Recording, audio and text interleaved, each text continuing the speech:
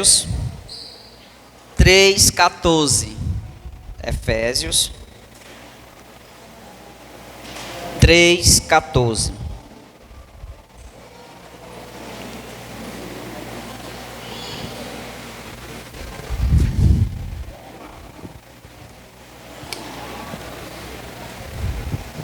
Efésios 3,14. Quem encontrou, diga amém. Quem não encontrou, diga misericórdia. Olha, eu escutei um misericórdia. Aleluia, Jesus. Hoje é um dia especial.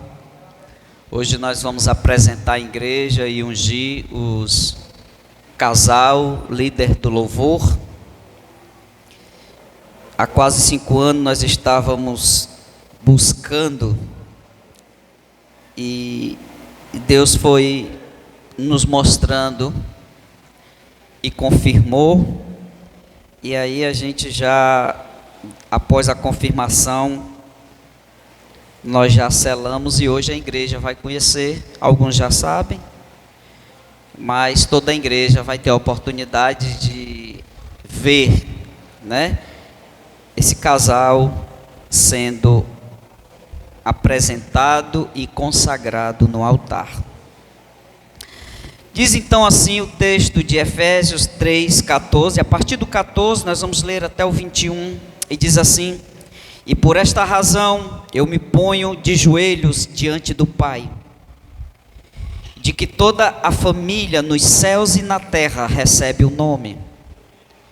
Peço a Deus que, segundo a riqueza da sua glória, conceda a vocês que sejam fortalecidos com poder mediante o seu Espírito, no íntimo de cada um. Assim, pela fé, que Cristo habite no coração de vocês, estando vocês enraizados e alicerçados em amor. Isto para que, com todos os santos, vocês possam compreender qual a largura, o comprimento, a altura e a profundidade, e conhecer o amor de Cristo, que excede todo entendimento, para que vocês fiquem cheios da plenitude de Deus. 20, no versículo 20.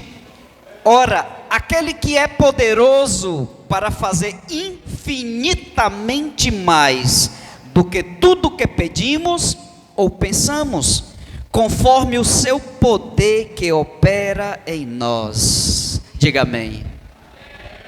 Feche os seus olhos. Pai, em nome de Jesus, nos colocamos diante de Ti nessa hora, e o que desejamos do Senhor, através do Seu Espírito, é que o Senhor nos revele a Sua palavra, que nós possamos sair daqui hoje, meu Deus, com um coração alegre, com o espírito fortalecido, com a alma alegre, transbordando, porque em nome do Senhor Jesus, Pai, que a Tua igreja hoje possa entender o nível, a profundidade, a plenitude do Teu amor. Assim, o Senhor nos ministre nessa noite, para que o Teu nome venha ser glorificado e exaltado através das nossas vidas. Faz assim, meu Deus, não só hoje, mas para todos sempre. Amém, graças a Deus. Você pode dar um aplauso a Jesus? Glória a Deus.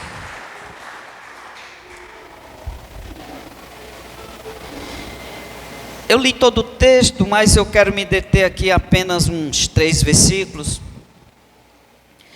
Eu estava estudando esse texto e estava observando a bondade de Deus e o quanto Deus deseja nos abençoar. O desejo de Deus é muito maior do que o nosso. Quando se trata de pedir alguma coisa, quando eu peço, o desejo de Deus é maior em me entregar, porque é do caráter dele É a essência de Deus querer nos abençoar. E ele diz assim, no 20, ora, aquele que é poderoso para fazer infinitamente mais do que tudo que pedimos ou pensamos. Tudo que nós desejamos de Deus, a resposta de Deus é de nos acrescentar muito mais do que aquilo que está sendo apresentado a Ele. Muito mais, é infinito. O texto diz, você vai para as outras versões, essa palavra infinito, ela está quase em todas as traduções. Ela não muda. Por quê? Porque de fato é essa a natureza de Deus, de nos abençoar, não só com uma porção, mas com uma porção infinita. Diga amém. Quais são os sonhos e os desejos que têm sido apresentados a Deus?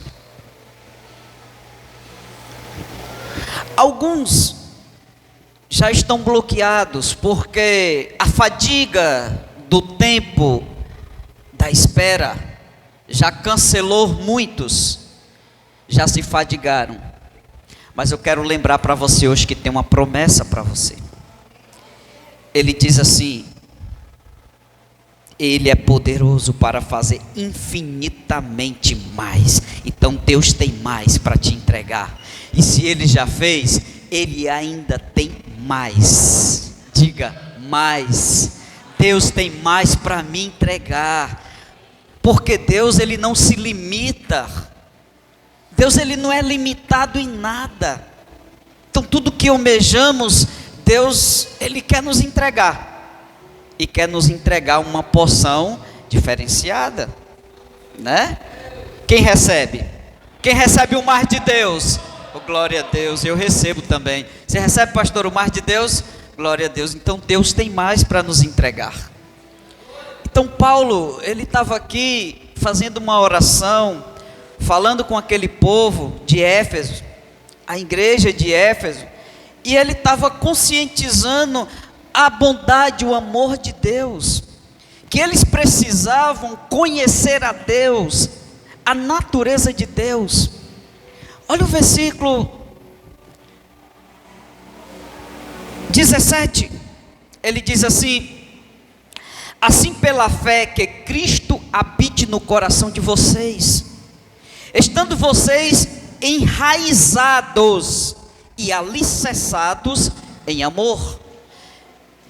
Paulo, ele está dizendo que existe um nível de libertação, que quando a igreja chega nesse nível, ela começa a provar de algo que nem todo mundo prova. Ela sai do comum, do natural, para ela viver o sobrenatural. Mas quem não consegue romper essas barreiras, nunca vai provar do mar de Deus. Se eu quero o mar de Deus, eu tenho que seguir aqui a linha de raciocínio de Paulo, que ele está dizendo aos Éfesos, que eles precisam mergulhar mais, eles precisam conhecer a Deus, porque no versículo 18 ele diz assim: isto para que com todos os santos vocês possam compreender. Ele está dizendo assim: ó, vocês têm que compreender, vocês têm que entender, vocês têm que viver o que eu estou vivendo. Se vocês viverem isso, compreender o mundo espiritual, Deus tem mais.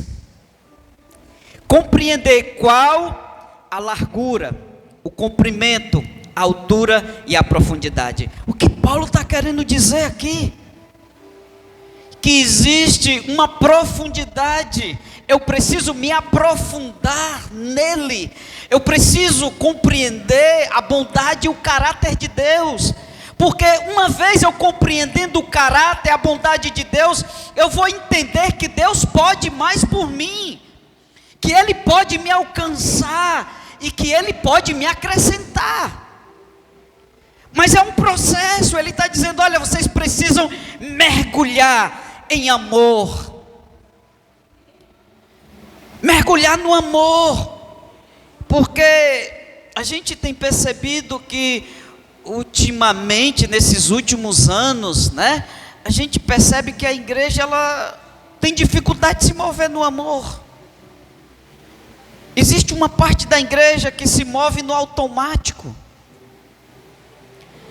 A gente não vê aquele amor que arde no coração, das pessoas querem estar envolvidas até a alma. Eu lembro que quando eu me converti há 30 anos atrás, a gente conseguia ver o que hoje a gente quase não vê. As pessoas convertiam e elas de fato mudavam. E elas não queriam saber de outra coisa a não ser Deus. A gente via as pessoas abraçando a causa de Deus como se fosse algo assim: eu não posso deixar isso aqui escapar. Isso aqui é a minha vida. E hoje a gente tem visto uma igreja que não tem mergulhado. A gente não tem desejado o mais de Deus. Porque Deus tem mais. Deus tem uma experiência espiritual mais para você. Deus quer acrescentar o mais dele na tua vida. Às vezes as pessoas elas estão se conformando com pouca coisa. Não, o que eu vivi já está bom. O que eu vivi já está excelente. Elas não sabem que quando arde no coração esse amor, as pessoas desejam o mar de Deus. E quando eu desejo o mar de Deus, eu me deparo com a promessa que Deus, Ele é poderoso para fazer infinitamente mais. Eu preciso ter essa compreensão, para mim não ficar limitado, para mim não dar um passo e achar que eu não preciso dar o segundo passo. Eu preciso entender que é uma caminhada, e quanto mais eu caminho na direção de Deus, mais eu vou ser cheio dele. Quanto mais eu caminho, mais eu vou viver a minha experiência com Ele, e mais Deus vai me acrescentar. E de que nível Ele vai acrescentar? Infinitamente mais. Diga: infinitamente mais. Deus quer fazer mais, irmão. Talvez você pare e diga: não, pastor, o senhor talvez não conhece a minha história, o senhor já não sabe o que eu vivi. Eu quero dizer que, por mais que você já tenha vivido experiências, a palavra está dizendo que Ele ainda tem mais. E aí você escolhe: quer o mais ou quer ficar aí? Né? Então eu tenho que desejar o mais, eu quero mais, né? Eu quero mais de Deus, porque eu sei que o mais de Deus vai me fazer livre. Quanto mais de Deus na minha vida, mais liberto serei. Quanto menos Deus, menos liberto. E menos liberto é perigoso, porque se eu não for liberto 100%, eu posso voltar a ser o que eu era. Eu posso voltar lá, né? Quantas pessoas você conhece que elas saíram do lugar que elas estavam, vieram para Cristo, mas o fato delas não ter dado mais passos na direção de Deus, elas permaneceram ali, e elas foram devagarzinho, voltando lá para o lugar de onde saiu, porque não desejaram Deus. Não desejaram. Se você for estudar com calma esse texto, você vai ver e vai sentir de fato o que Paulo estava querendo dizer para esse povo, para essa igreja. Porque dentro do contexto ele fala de amor, ele fala que a gente precisa crescer no amor, que o nosso amor tem que ser vivido.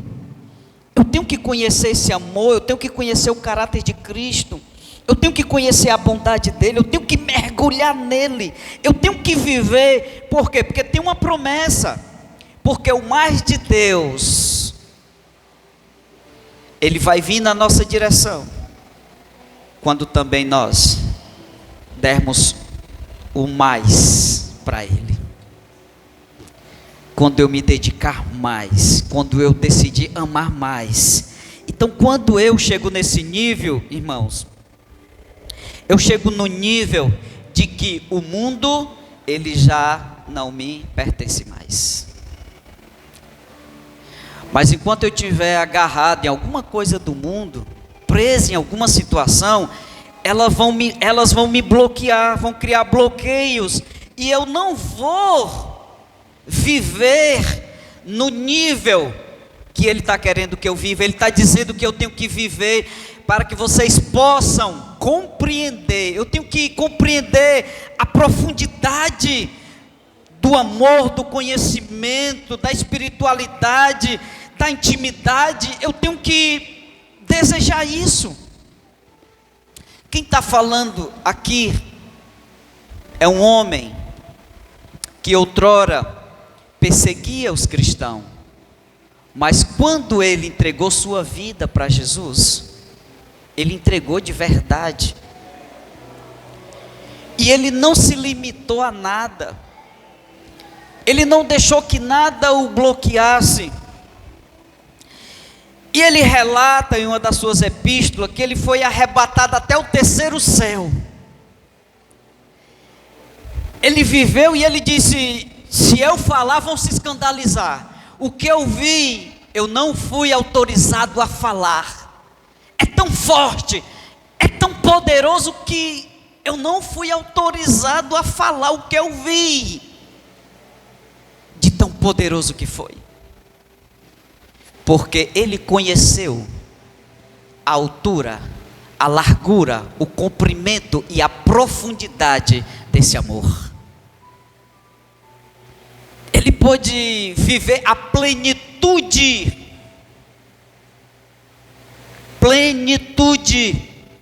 do amor. E aí, ele está dizendo: olha, vocês, Deus vai fazer infinitamente mais do que pedimos ou pensamos, porque Deus levou esse homem num nível tão profundo, tão poderoso, mas tão poderoso, que ele não foi autorizado a falar.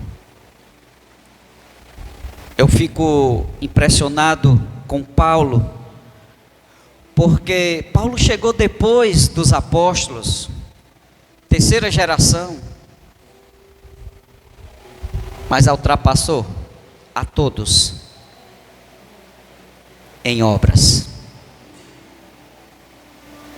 Ultrapassou a todos em obras. Eu costumo dizer que tem um fato que Paulo chega na cidade, apedrejam ele. A Bíblia diz que,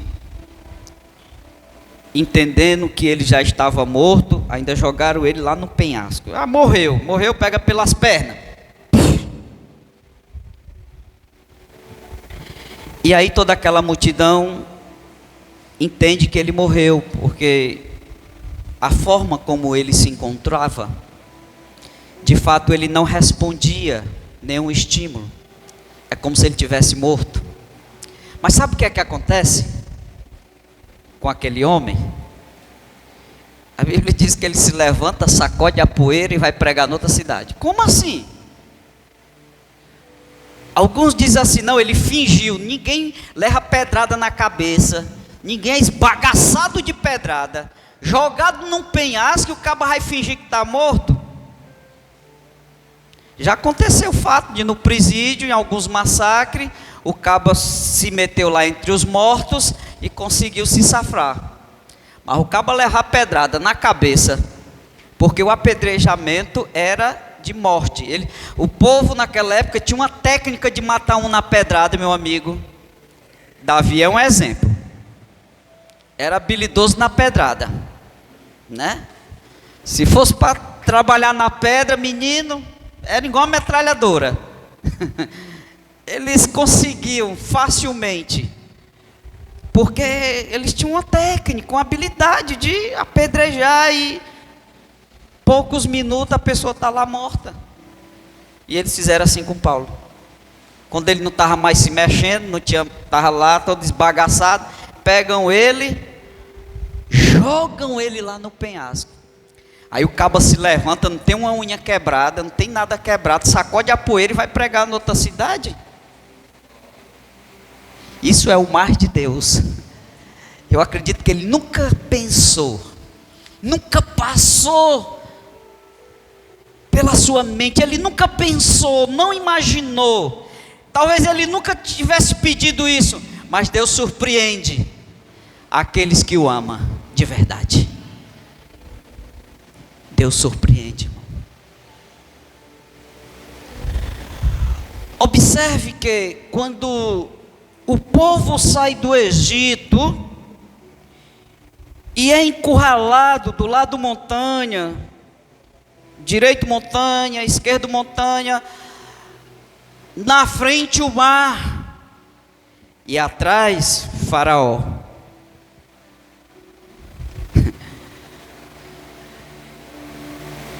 O que aquele povo pediu? Com certeza deve ter pedido, além da murmuração, que murmuraram demais, eles devem ter orado. Mas Deus não só livrou, Deus fez algo mais. Deus não só abriu o mar, mas matou os egípcios. Porque Deus vai sempre fazer mais. Quando Ele faz, irmão, Ele faz e faz dobrado. Quando a gente olha para a vida de Jó, o que aconteceu com a vida de Jó? Que perde casa, família, todos os bens, saúde, está lá na lama. Quando Deus faz um milagre na vida de Jó, e a Bíblia diz, e Deus restituiu Jó em tudo, 2 vezes mais. Podia ter sido só uma, né? Mas Deus responde diferente, irmão. Porque é isso que Paulo está dizendo, que Ele sempre vai fazer mais. Mais. Mas às vezes a gente olha para as coisas, olha ao nosso redor e a gente começa a incredulizar, né? A gente fica incrédulo, meu Deus, será que isso vai, será, meu Deus, será? A gente tem que pensar assim, Deus vai fazer, e ainda vai fazer mais, porque Deus sempre faz mais, irmão. Deus sempre vai fazer mais, isso é fato. Mas em via de regra, observe que Paulo está orientando eles a andar em um trilho de princípio. Deus está orientando eles a serem apaixonados por Jesus. Paulo está trazendo uma orientação para eles, para que eles tenham uma vida que possa condizer exatamente com aquilo que é falado e declarado. Porque ele diz assim, e conhecer o amor de Cristo, que excede todo entendimento, para que vocês fiquem cheios de toda a plenitude de Deus. Então, para mim ser pleno em Deus, eu preciso conhecer o amor de Cristo. Que amor é esse? Que amor é esse? É o amor incondicional. É aquele amor, irmãos, que Ele provou na cruz. Mesmo sendo nós pecadores, Ele morreu pelos nossos pecados. Jesus não foi para a cruz porque a gente era bom, pelo contrário. Ele simplesmente nos amou. Nos amou primeiro. Essa é a verdade. Com ou sem defeito, Ele nos amou primeiro. E Paulo só está dizendo, vocês precisam andar nesse trilho, porque se vocês conhecerem esse amor, se vocês tiverem entendimento desse amor, vocês vão aborrecer o mundo, vocês não vão querer o mundo. Por quê? Porque esse amor, ele excede todo entendimento, é a plenitude, é o grau máximo que eu posso chegar, é o lugar que eu preciso conhecer. Eu não posso ficar sem conhecer. Você não pode ficar sem conhecer, porque quando eu chego lá, eu tenho uma promessa. Ora, aquele que é poderoso para fazer infinitamente mais do que tudo que pedimos e pensamos, conforme o seu poder que opera em nós. É exatamente assim, irmão. Mas nós precisamos ter esse entendimento. Eu preciso entender que eu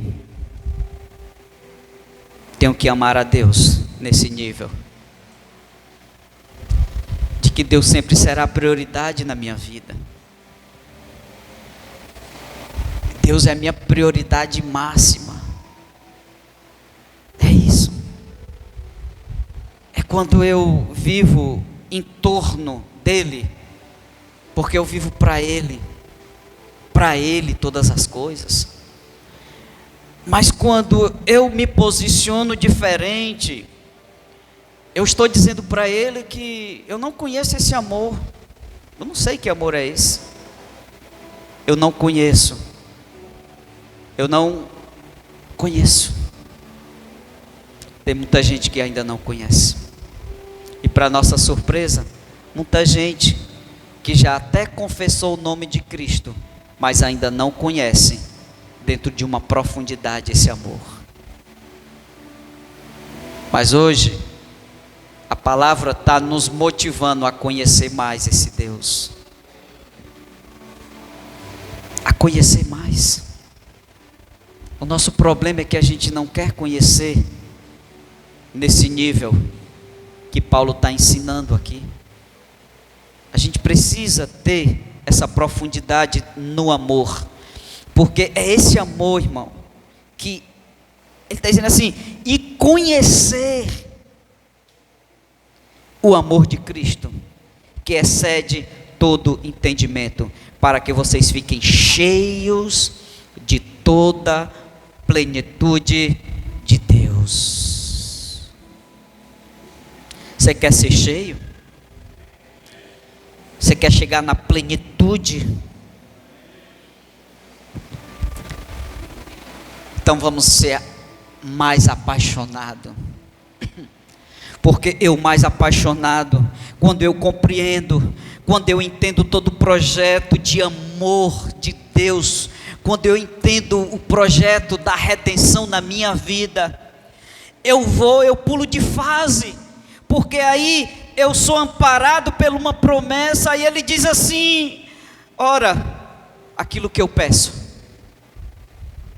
aquilo que eu penso, Ele está excedendo. O texto diz que o poder de Deus excede o nosso pensamento, e olha que a gente pensa alto, e olha que a gente gosta de pensar em coisas grandes, é ou não é? Quando a gente vai pensar, a gente não pensa assim, tipo, eu quero um barco para pescar. Você não pensa num barco com um remo, você pensa num mega barco, não é verdade? Quando você pensa num carro, você não pensa assim, um fusquinha. Você não pensa, você pensa num mega carro, no carro topper. Então é mania nossa, é da nossa natureza, quando a gente pensa em coisa grande. E Ele está dizendo o quê? Ele pode fazer muito mais do que a gente pensa. Pegou aí, igreja? Deus excede na sua bondade de entregar, no seu ato de entregar, Ele vai além do que você pensa. Porque quando a gente pede, a gente não sabe, a gente não quer pedir corra pouca, por mais que a gente não receba, mas a gente pede, se é para pedir, vamos, peça grande, não é verdade? Se é para sonhar, sonhe grande. José até sonhou em governar a sua casa. José do Egito sonhava, e todos os sonhos indicavam que ele ia governar a sua casa, mas Deus o tornou governador da maior potência da sua época, porque Deus só faz infinitamente mais. Quando você está pensando deste tamanho, pedindo deste tamanho, Deus está deste tamanho. Deus está dizendo assim: eu vou dar é mais. Ah, tu quer isso aí? É grande? É. Não há nada impossível para Deus. Quando o anjo visita Maria, e Maria diz: como é que eu vou ter um filho, se eu não tenho relação com homem algum? Como é que isso vai acontecer, seu anjo? O anjo disse assim: para Deus não há impossíveis. Não há nada impossível para Deus. Essa declaração é para você que talvez diz assim: o pastor está deslizando na maionese, está vacilando, o pastor está exagerando. Não estou. A palavra que está nos confirmando isso. E se você crer, Deus vai fazer infinitamente mais na tua vida. O milagre dele é infinito. O que Deus tem para nos entregar é algo grande e poderoso. Deus nunca vai ficar limitado em nada. Deus não fica engessado em nada. Nós ficamos, os nossos pensamentos ficam bloqueados e muitas vezes não quer mais nem pedir. Peça. Não tenha medo de pedir, peça, peça, peça, peça, peça. Não tenha medo, porque Deus vai fazer. Como? Eu não sei, mas vai fazer. Você já viu se explicar um milagre? Quem explica milagre? Só quem explica é Deus. Ninguém consegue. Quando explica, não é milagre. Foi uma providência de Deus. Mas milagres não tem explicação. Você não sabe como, mas aconteceu. Não era para acontecer porque não tinha nada que favorecia, mas aconteceu. Porque Deus é poderoso para fazer. E quando faz infinitamente mais. Aleluia. Oh, glória a Deus. Quando Davi pensava ou estava conformado só em cuidar das ovelhas, foi o que Deus fez com Davi? Você vai pastorear uma nação. Uma nação. E Davi foi tirado por trás das malhadas, de pastor de ovelhas, para rei de Israel. E Davi, pelo fato dos judeus hoje estarem divididos com relação a Cristo, Davi em Israel, pelos judeus, por uma parte dos judeus, se não uma boa parte, adora Davi mais do que Jesus. Porque existe uma parte que acredita que Jesus foi só um profeta, mas os messiânicos acreditam que ele era Jesus, o Filho de Deus. Mas os que não acreditam que era o Filho de Deus, que acredita só no Velho Testamento, não acredita no Novo, é porque assim, os judeus são assim, uma parte acredita no Velho Testamento, essa parte não acredita que Jesus é o Messias, mas sim um profeta. E é esse judeu que diz que Davi é maior do que Jesus. E eu fui em Israel e comprovei isso. Davi, para essa parte do judeu, é mais importante do que o Messias. Mas quem era Davi? Cuidava lá de um curralzinho com as ovelhazinhas. Mas quando Deus faz, Ele faz infinitamente mais. É o mais de Deus. Quem quer o mais de Deus nessa noite? Aleluia, dê um aplauso a Jesus. Glória a Deus. Aleluia. Ruth, não é a senhora. Presta atenção. A Ruth da Bíblia. Mas o teu nome foi inspirado na Ruth da Bíblia.